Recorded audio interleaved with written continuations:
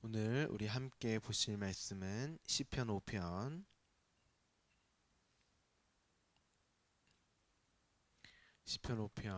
4절에서 6절까지입니다. 우리 함께 보실 말씀은 시편 5편 4절에서 6절까지의 말씀입니다. 우리 세 절인데요. 우리 성경책이 있으신 분들은 함께 봉독하도록 하겠습니다. 주는 죄악을 기뻐하는 신이 아니시니 악이 주와 함께 머물지 못하며 오만한 자들이 주의 목전에 서지 못하리이다. 주는 모든 행악자를 미워하시며 거짓말하는 자들을 멸망시키리니이다. 여호와께서는 피 흘리기를 즐기는 자와 속이는 자를 싫어하시나이다. 아멘.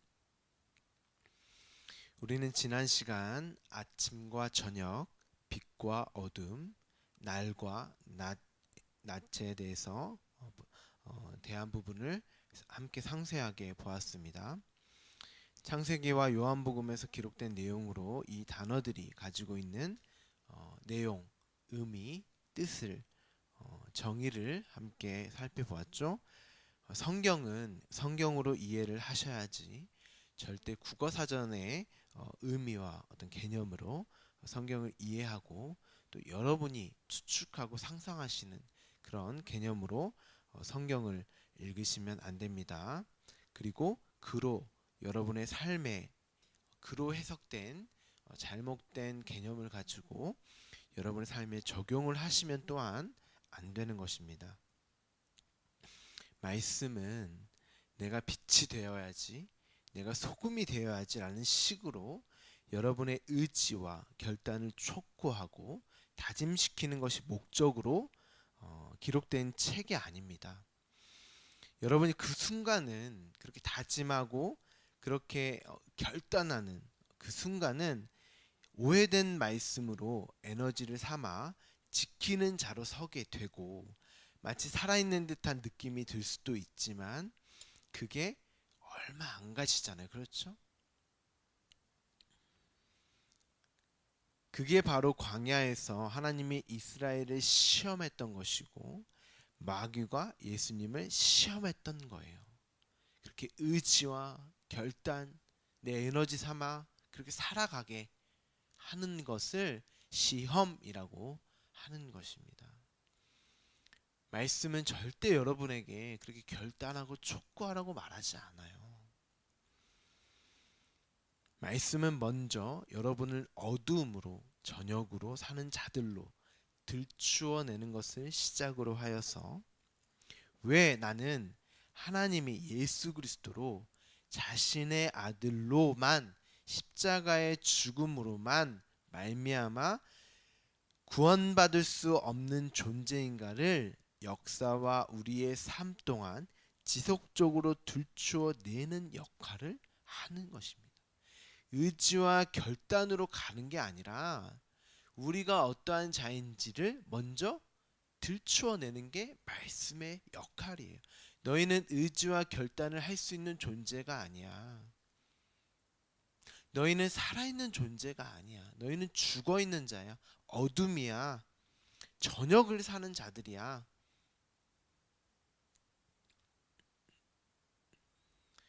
그래서 마치 선악과처럼 율법으로 주어진 그 말씀이 우리가 보기에 먹기에도 탐스러워 보이고 처음 먹었을 때는 입에서 꿀같이 너무나도 달콤한 것처럼 그러나 이내 내 안에 들어오게 되면 쓰게 된다는 말이 성경에 기록되어져 있는 것입니다. 내 의지와 결단을 촉구하는 것처럼 보이는 달콤한 것으로 먹기에도 보기에도 아주 탐스러워 보이는 것처럼 보이지만 그게 실제적으로 내 안에 들어왔을 때 말씀이 나에게 다가왔을 때 말씀이 나에게 주어졌을 때 빛이 나에게 왔을 때 나는 그것을 고통과 고난으로 감지를 한단 말입니다. 그래서 쓰다라고 성경이 말을 하는 것입니다. 인간은 말씀을 대할 때 그 말씀 자체의 능력과 힘을 의지하는 것이 아니라 그 말씀을 지키고 행하려는 나라는 존재를 가치 있게 여기고 마치 내가 살아있는 자처럼, 그렇죠? 자신의 의존하려는, 그러니까 자신을 의지하고 의존하려는 본능을 가지고 있어요. 그러한 자들을 죽어 있다, 어둠이다, 죽은 자다, 이렇게 표현을 하는 것입니다. 그래서 그 말씀의 진위와는 상관없이 그 말씀을 지키려고 하는 나에게 집중하게 되고, 나를 중심으로 그 말씀을 장악해 보려고 하는, 그렇게 하려고 하는 시도를 하게 되는 것입니다. 하지만 절대 그 말씀은 인간에 의해 장악되어지지 않아요, 여러분. 그러다 보니 자의적으로 해석하고 자꾸 적용하려는 노력을 하게 되는 것입니다. 그리고 말씀을 사유해서 자신을 가꾸고 치장하는 것으로 말씀을 지켰다고 착각을 하게 되는 거예요. 그래서 예수님께서 회칠한 무덤, 그러니까 죽어있는 자에게 자꾸 죽어있는 자에게 화장을 자꾸 한다고 하는 거예요. 그게 아닙니다. 오히려 말씀은 그 자체가 가지고 있는 힘과 능력으로 여러분을 장악하여 이끌어가면서 나를 이해시키고 가르치고 삶으로 적용하게 하는 거예요.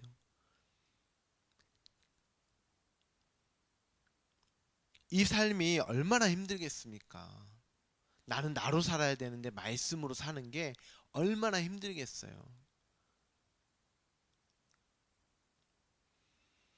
나의 무력함과 무능력함을 처절하게 경험되는 삶이 얼마나 비참하고 처참하겠습니까?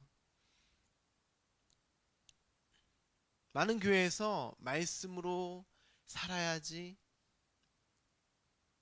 이렇게 이야기를 한단 말이죠.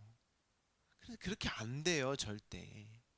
그렇게 시도하고 노력해보는 애를 쓰지만 이내 무너지는 게 우리의 삶이란 말이죠.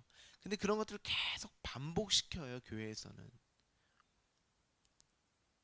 그래야 그들이 살아있는 것처럼 느끼거든요. 잘못된 것입니다, 그건. 오히려 말씀이 우리에게 다가오면 우리의 무력함과 무능력함으로 나는 아니구나를 경험하는 거예요.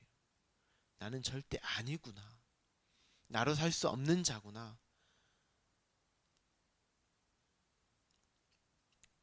그렇게 우리는 하나님의 대적자로 하나님과 전쟁하는 것입니다. 나로 살 것인가?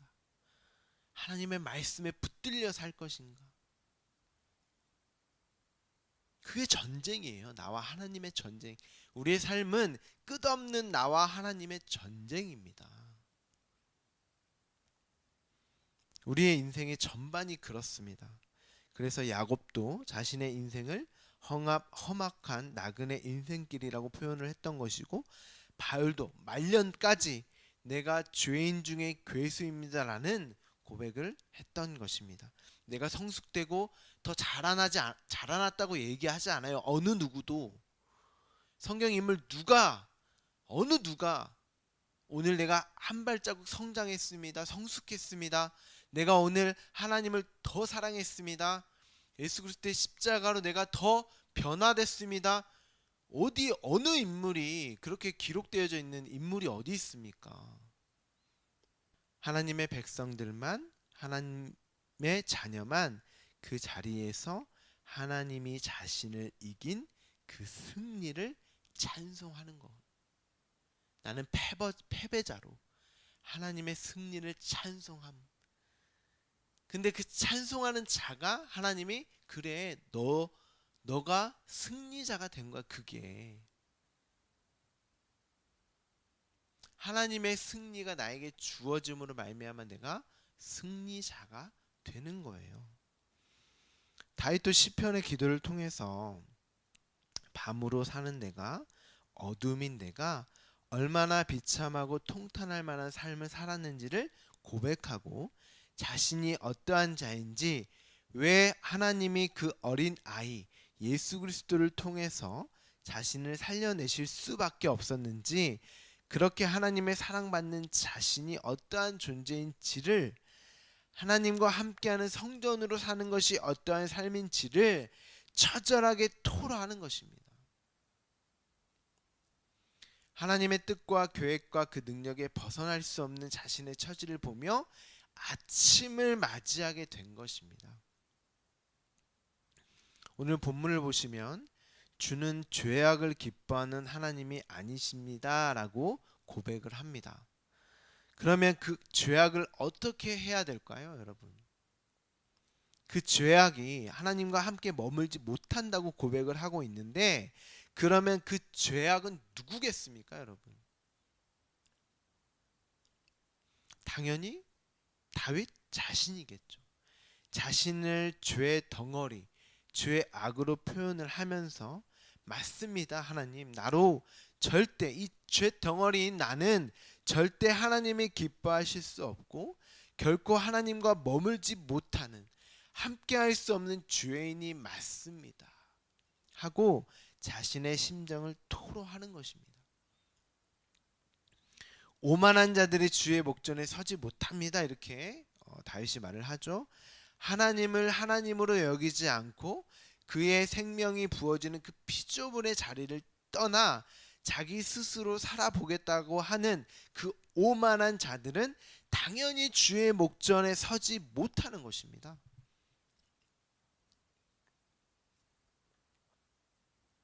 그렇게 자신을 생명으로 사는 자들을 악을 행하는 자라고 말을 하고 있어요.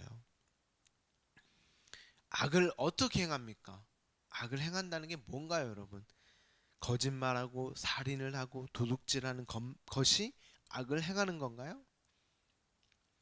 그런 말 하는 게 아닙니다. 성경은 그런 말 하는 것이 아니라 그 말씀 자체의 힘과 능력을 의지하지 않고 자신을 기반으로 하여 살아가려고 하는 생각과 마음과 그로 나타나는 행동 모두를 악을 행한다라고 하는 것입니다.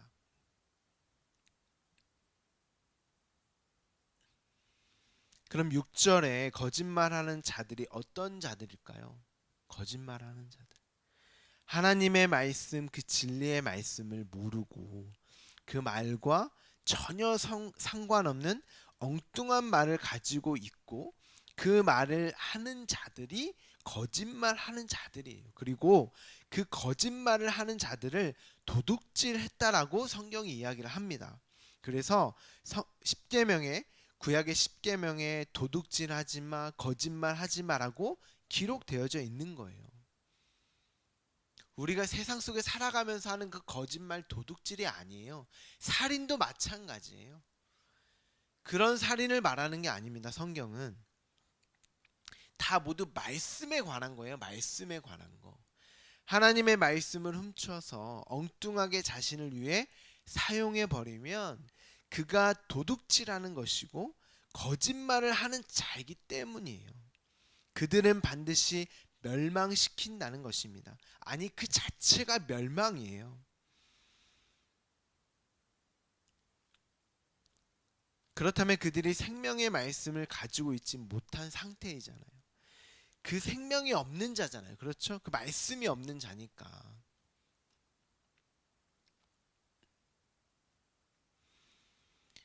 그래서 그 생명을 담지 못하는 피 흘리기를 즐겨하는 자라고 말씀을 하는 것입니다. 그래서 요한복음에서 혈루증 여인을 등장시켜 끊임없이 피를 흘리는, 생명을 흘리는, 생명이 없는 자를 말씀으로, 예수님의 말씀으로 치료해 주시고, 말씀이 예수님이 가시잖아요. 찾아가시잖아요. 그렇죠? 찾아가셔서 치료해 주시고 회복시켜 주시는 장면이 등장을 하는 것입니다. 그로 그 생명만으로 살게 하는, 단순히 살인을 많이 하는 자를 뜻하는 게 아니에요, 여러분. 이 부분은 제가 나중에 마태복음 또 십계명을 설명드릴 때 자세하게 설명을 드리도록 하겠습니다. 다윗이 하나님께 내가 하나님을 위해 성전을 짓겠습니다 라고 말을 하자 하나님이 아니 너는 피를 많이 흘렸기 때문에 성전을 지을 수 없다라고 말을 합니다. 이 말이 다윗이 뭐 전쟁을 많이 해서 살인을 많이 해서 성전을 짓지 못하게 하는 그 피를 많이 흘렸기 때문에 성전을 짓지 못하게 한다는 그런 말이 아니라 사무엘 하 7장을 보면 하나님이 이런 말씀을 하세요. 내가 너를 위해 성전을 짓는 거지. 내가 예수 그리스도 내 씨로 내 이름을 위해 성전을 짓는 것이지 내가 생명을 주어서 너를 내가 거할 성전으로 만드는 것이지 라고 말씀을 하세요. 그러니까 생명이 없는 다윗이 스스로는 절대 성전이 될 수 없다는 것을 말씀을 하는 것입니다. 그 혈루증 여인처럼 그 말씀이 없는 자꾸 피를 흘리는 그 생명이 없는 자가 너야. 근데 내가 찾아가서 내가 거할 성전으로 내가 찾아가서 그 생명을 그 말씀을 거하는 것이지 그 말씀으로 내가 너와 함께하여 성전이 되는 것이지 네가 무슨 나를 위해 성전을 짓는다고 해. 그건 안 된다는 거예요, 여러분. 내가 너로 찾아가 그 씨 한 아이의 죽음 예수 그리스도의 죽음으로 다윗이 하나님의 아들이 되었다는 것을 여디디야 그 사랑받는 자가 되어 하나님이 거하시는 성전이 되었다는 것을 보여주기 위해 솔로몬이라는 아들로 태어나게 하는 거예요. 그래서 솔로몬이 성전을 짓는 그 완성의 자리에 그 아들이 다윗에게 주어지는 것입니다. 지금 다윗은 저녁을 살고 있는 자로서 그 저녁이 어둠이 무엇인지를 깨달아 아침으로 낮으로 사는 자로 드리는 기도를 하고 있는 것입니다. 그러니까 이런 기도는 저녁으로 사는 자들, 저녁에 머물러 있는 그 어둠인 자들은 절대 할 수 없는 기도예요. 아침이 된다, 낮으로 산다는 것이 자신이 성숙되고 착하게 변했다는 그런 말이 아닙니다, 여러분. 어둠이 무엇인지를, 저녁이 무엇인지를 정확하고 분명하게 깨닫게 되었다는 그런 의미예요. 그러니까 더 고통스러운 것입니다. 그냥 몰랐을 때는 자신의 열심으로 노력과 힘으로 살아가려고 하는 에너지라도 있었는데 이제 그것조차도 할 수 없는 자로 살아가야 한다는 것입니다. 그래서 오늘 내가 죽어야 할 자리, 죄의 덩어리, 주와 함께 머물지 못하는 자, 오만한 자, 주의 목전에 서지 못하는 자, 행악자, 멸망당해야 할 자, 피 흘리기를 즐겨하는 자, 속이는 자로 다윗이 자신을 표현하는 거예요.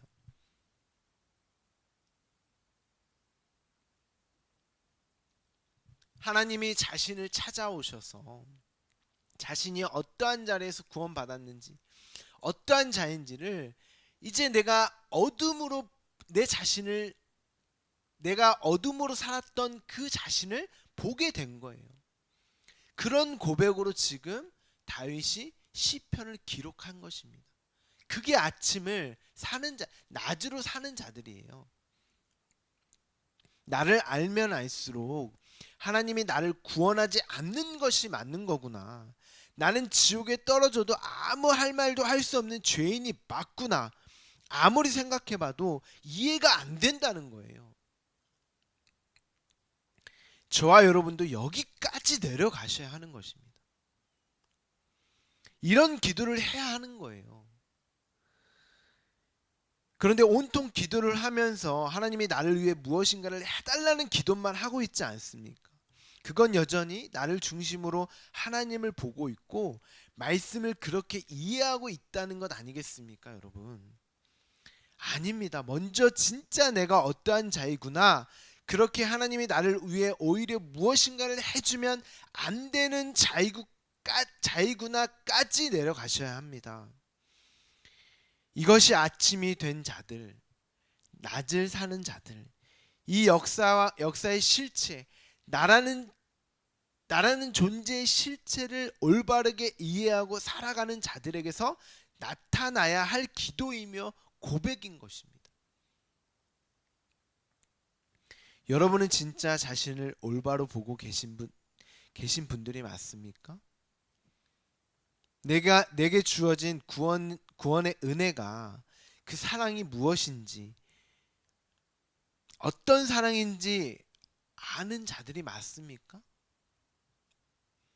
말씀은 여러분의 실체를 완전히 드러내고 나에게 있는 그 뼛속까지 배어 있는 그 죄를 파헤치는 것입니다.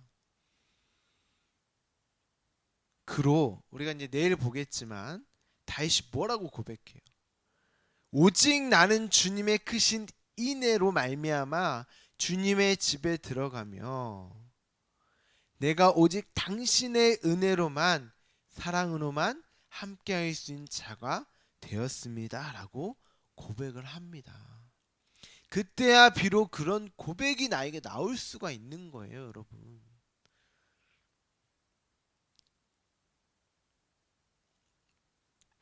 이 고백은 나를 올바로 직시하는 자만이 할 수 있는 고백입니다. 그래서 말씀은 여러분이 어떠한 자인지를 계속 끊임없이 들추어내는 말씀으로 들리셔야 돼요. 그래서 예배당에서 전해지는 말씀은 죄가 무엇인지, 의가 무엇인지, 심판이 무엇인지를 끊임없이 들려줘야 하는 것입니다. 여러분을 자꾸 어떻게 살아야지 독려하고 독촉하는 게 말씀의 역할이 아니에요.